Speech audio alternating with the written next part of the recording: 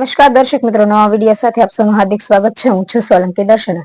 થોડા દિવસો પહેલા બગદાણા ખાતે નવનીતભાઈ બાલદિયા નામના કોળી યુવાન પર થયેલ જીવલેણ હુમલાના અનુસંધાને આજે રાત્રે ગારિયાધાર રોડ પર આવેલ એક રેસ્ટોરન્ટ ખાતે પાલીતાણા તાલુકાના કોળી સમાજ સરપંચો અને તાલુકા પંચાયતના સભ્યશ્રીઓ દ્વારા એક મીટિંગનું આયોજન કરવામાં આવેલું હતું, જેમાં મુખ્ય આરોપીનું નામ ફરિયાદમાં દાખલ કરવામાં આવે અને આગામી દિવસોમાં ન્યાય માટે કેવી લડત લડવી તેની આ મીટિંગમાં ચર્ચા વિચારણા કરવામાં આવી હતી।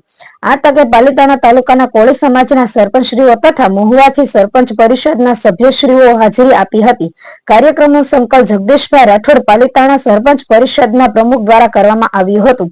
હજુ પણ ન્યાય નહીં આપવામાં આવે તો સામૂહિક રાજીનામું ચીમકી ઉચ્ચારી હતી અને કોળી સમાજ આગળના દિવસોમાં પોતાની એકતા બતાવી તાકાતથી સરકાર સામે મોરચો માંડશે તેવું દેખાઈ રહ્યું છે। બ્યુરો ચીફ દિનેશકુમાર બાબરિયા ઘેટી સાથે રિપોર્ટર જીતેન્દ્ર સોલંકી રામધરી।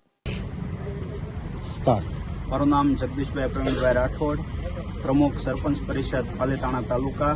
આજે પાલીતાણા તાલુકાના તમામ ગામના કોળી સમાજના સરપંચશ્રીઓ, તાલુકા પંચાયતના સભ્યશ્રીઓ એક પાલીતાણા તાલુકા કોળી સમાજની આજે મિટિંગ યોજી અને બગદાણા ખાતે નવનીતભાઈ ઉપર જે હુમલો થયો છે તેમાં નવનીતભાઈ ખુદ જે મુખ્ય આરોપીનું નામ ફરિયાદમાં દાખલ કરવા કહી રહ્યા છે તે આજ સુધી ફરિયાદમાં દાખલ થયું નથી। અમારા સમાજના તમામ પ્રતિનિધિઓ એ મુખ્યમંત્રીને રજૂઆત કરી તો ફક્ત એસઆઈટીની રચના કરી છે અને એમને પણ 7 દિવસના રિમાન્ડ માંગ્યા હતા, એમાં 3 દિવસના રિમાન્ડ મંજૂર થઈ ગયા છે અને 3 દિવસના રિમાન્ડ પછી આજ સુધી સોશિયલ મીડિયા મારફતે કે કોઈ પણ જગ્યાએ અમને તેની શું તપાસ કરી છે તેની હજી પણ કોઈ વાત બહાર અમને કરી નથી। તો અમારી માંગણી છે કે આવા સમાજના સરપંચ પ્રતિનિધિને સમાજના આગેવાન ઉપર હુમલો થયો અને તેઓ જાહેરની અંદર આજે સમાજના દરેક લોકોના મોબાઈલની અંદર ઓડિયો વિડીયો બધા પ્રૂફ હોવા છતાં પણ મુખ્ય આરોપીનું નામ ફરિયાદમાં દાખલ નથી થતું। તો મારી આ ન્યાયતંત્ર ઉપર અમને ભરોસો છે અને સરકાર ઉપર વિશ્વાસ છે કે તેઓ પણ તપાસ કરશે, પણ પોલીસ તંત્ર જે તપાસ કરી રહ્યું છે, જે અધિકારીઓ પાસે તપાસ છે,